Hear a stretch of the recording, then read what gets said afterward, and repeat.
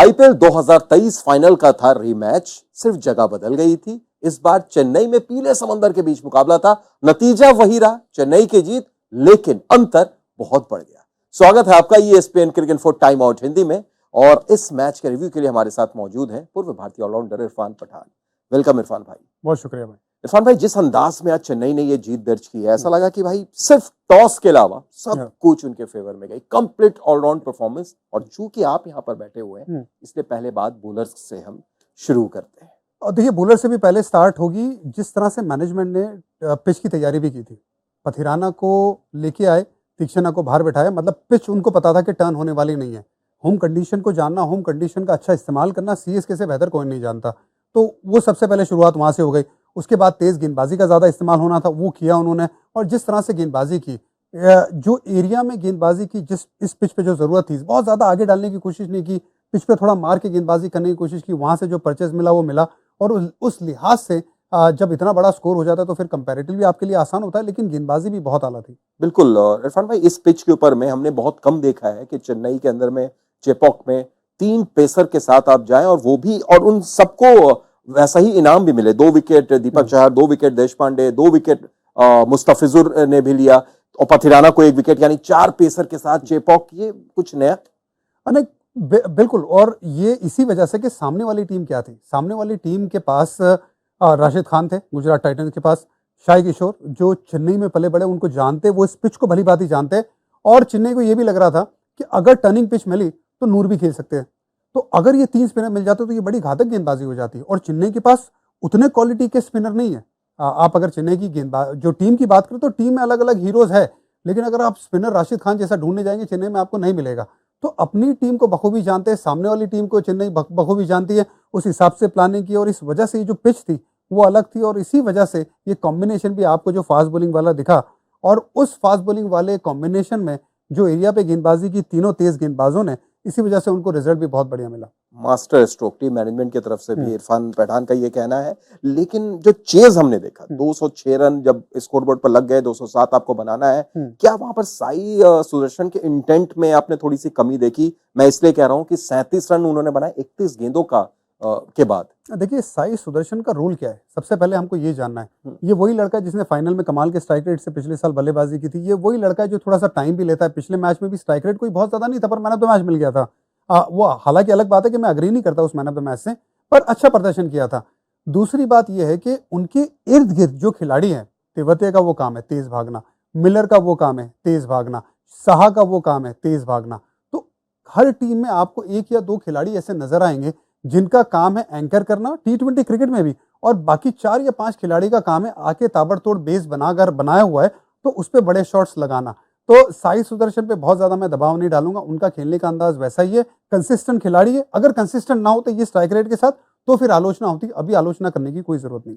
आलोचना नहीं कीजिए, लेकिन तारीफ तो आप करेंगे शिवम दुबे की, जिस अंदाज में इस बंदे ने खेला है। और सिर्फ इस मैच में नहीं इरफान भाई, अगर आप देखें पिछले कुछ सीजन से, खासतौर से पिछला उनका सीजन, फिर इंटरनेशनल क्रिकेट में भी जब उनको मौके मिले, ऐसा लगता है कि एक अलग खिलाड़ी, एक फिनिशर के तौर पर अपने आप को प्रूफ करते हुए नजर आ रहा है। शिवम दुबे पे पीला रंग बड़ा जच रहा है, भाग्य, और बिल्कुल भाग्य है, बड़ा खेल रहा है उनके ऊपर। जैसे यहाँ पे आए महेंद्र सिंह धोनी ने उनका इस्तेमाल बड़ा अच्छा किया है, जानते कि उनकी स्ट्रेंथ क्या है, उनको जो रोल अदा किया गया है पिछले साल से उसको वो बखूबी निभा रहे। स्पिनर के सामने आना, स्पिनर के सामने बड़े बड़े शॉट लगाना। आज भी जब आप वो उस मैच की बात करें, राजस्थान माफ कीजिएगा, चेन्नई और गुजरात के बीच में, जानते थे साई किशोर आए हैं, भले ही पहली गेंद डाल रहे, सामने छक्का, दूसरी गेंद वापस छक्का। और वो जो स्ट्राइक रेट के साथ खेले, स्पिनर को सिर्फ टारगेट करना, ये इनका रोल है, और वो बखूबी निभाते हैं। उनका जो बल्ला ऊपर से आता है उनको बड़ी रेंज देता है, टेक्निकली उस लिहाज से बड़े साउंड है। इवन उनके सामने फास्ट बॉलिंग का इस्तेमाल किया जाता है, बाउंसर का इस्तेमाल किया जाता है, लेकिन समहाउ अपना रास्ता ढूंढ रहे बड़े बड़े शॉट लगाने का। तो उस लिहाज से बहुत बड़ा पॉजिटिव। और उनको मिचेल से आगे भेजा, और ये भी एक बहुत बड़ा टेक्निकली अच्छा मूव था जो पे ऑफ किया। और जिस अंदाज में इनकी शुरुआत हुई, और इससे पहले कहा जा रहा था, जिस टूर्नामेंट से पहले डेवन कॉनवे रूल आउट हुए कि भाई अब कौन ओपन करेगा, रचिन रविंद्र आते हैं ऋतुराज गायकवाड़ के साथ, और लग ही नहीं रहा है। पिछले मैच में आप देखिए 37 रन, आज 46 रन, एक बिल्कुल सेटल ओपनिंग पेयर नजर आ रही है इरफान भाई आपको। ये पीछे मुड़ के देखेंगे ऑक्शन में लगेगा ये तो स्टील बाय उस तरीके से, मतलब उनको ओपन भी करने को मिल रहा है और परफॉर्म भी कर रहे हैं।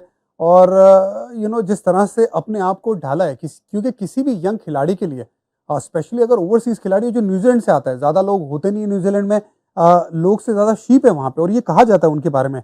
तो यहाँ पे आके चेन्नई की फैन फॉलोइंग देखना, महेंद्र सिंह धोनी की फैन फॉलोइंग देखना, वो प्रेशर को सोखना और फिर आते ही अपना इम्पैक्ट डालना। पहले मैच में भी 15 गेंदों में 37, फिर यहाँ पे भी 46 रनों की पारी, वो भी 30 स्ट्राइक रेट से। आई थिंक ये लड़का आने वाले वक्त का सुपरस्टार है और चेन्नई को एक ऐसा खिलाड़ी मिला है जिसको आप बहुत ज़्यादा जिम्मेदारी देंगे लगातार खेलने की। अभी तो भैया गेंदबाजी भी स्टार्ट नहीं की है, जब गेंदबाजी स्टार्ट करेंगे और उनकी फील्डिंग भी, जाहिर सी बात है कैच छूटा ज़रूर है लेकिन ये अच्छे फील्डर है, तो ओवरऑल ये जो पैकेज लेके आ रहे हैं, आई थिंक बहुत ज़्यादा बेहतर खिलाड़ी मिला है। तो एक स्टील बाय है और साथ ही में अपना इम्पैक्ट भी बहुत अच्छे से डाल रहे हैं। ऋतुराज गायकवाड़ पे भी कुछ हद तक प्रेशर कम करे क्योंकि अटैक कर रहे आते ही। बिल्कुल, और बात हो रही है सीएसके की जीत की, पीले समंदर की, तो हम एमएसडी की बात कैसे नहीं करेंगे। और आज उन्होंने मौका भी दिया, जिस अंदाज में विकेट के पीछे नजर आए इरफान भाई, बिल्कुल फिट तो दिखे, ऐसा लगा कि शायद वो पहले से ज्यादा फिट। जो कैच उन्होंने डाइव लेके लपका, एक रनआउट उन्होंने किया, लाजवाब। 42 साल का यंग महेंद्र सिंह 43 होने वाले हैं बस जुलाई में। ये देख लीजिए कमाल का ये लॉन्जेविटी महेंद्र सिंह धोनी की सबसे बड़ी ताकत है। और ये घुटने के ऑपरेशन के बाद पिछले साल जो घुटने से थोड़ी सी दिक्कत आ रही थी उन्हें, वो अब नज़र नहीं आ रही है। मैंने अभी ये लगभग फरवरी में ही मेरे घर के एकदम पास में ही पैडल खेल रहे थे लगातार, तो मैं उनसे मिला भी था और 2 घंटा नॉन स्टॉप पैडल खेल रहे थे और उतनी शिद्दत से खेल रहे थे जैसे वो क्रिकेट मैच खेल रहे थे। इसका मतलब वो अपनी फिटनेस पे बहुत ज़्यादा तवज्जो देना चाहते थे और वो फिटनेस नज़र आ रही है। भाई काबिल तारीफ़ है, जितनी तारीफ़ करेंगे उतना कम है। और वो जो कैच पकड़ा है, मैंने ऐसे कैच पकड़ते उनको जवानी में देखा है और ऐसा लगा नहीं कि कोई ज़्यादा डिफरेंस है। एक सीजन और देख रहे हैं यार, अगर ऐसे ही फिटनेस रहेगी तो भाई साहब इम्पैक्ट का रूल भी है। अब तो कप्तानी की जिम्मेदारी भी नहीं है, बीच में ब्रेक लेना चाहे तो ब्रेक भी ले सकते हैं। वाई नॉट, प्लीज़ एक और सीज़न, फैंस भी खुश हो जाएंगे और हम जैसे दोस्तों के लिए भी ये उन्हें देखने का दोबारा मौका मिलेगा। बिल्कुल इरफान भाई, और आखिर में चलते चलते अब तक 2-2 मैच खेल चुकी है गुजरात भी और चेन्नई भी, दोनों नए कप्तान, एक तरफ ऋतुराज एक तरफ गिल। अभी तक के हिसाब से किसने ज्यादा प्रभावित किया, कैसे देखते हैं दोनों की कप्तानियां? देखिए बहुत मुश्किल होगा क्योंकि जिस तरह से शुभमन गिल ने मुंबई इंडियंस के सामने कप्तानी की थी अंडर प्रेशर और जो प्लानिंग के साथ लेके आए थे, तो वहाँ पे ऐसा लगा कि बहुत बढ़िया दांव मार दिया, लेकिन फिर चेन्नई के सामने थोड़ा पीछे रह गए। लेकिन दोनों ही मैच में अगर कंसिस्टेंसी के हिसाब से देखा जाए तो ऋतुराज गायकवाड़ का एक ग्रोथ नजर आया। पहले मैच में ज़्यादा महेंद्र सिंह धोनी के पास जा रहे थे, दूसरे मैच में थोड़ा कम हुआ। इसका मतलब खुद पे ज़्यादा भरोसा कर रहे थे और वो डिसीजन ले रहे थे। डेरिल मिचेल को भी गेंदबाजी करा दी। तो अभी फिलहाल ऋतुराज गायकवाड़ आगे है, लेकिन शुभमन गिल ज़्यादा पीछे रहने वाले नहीं है।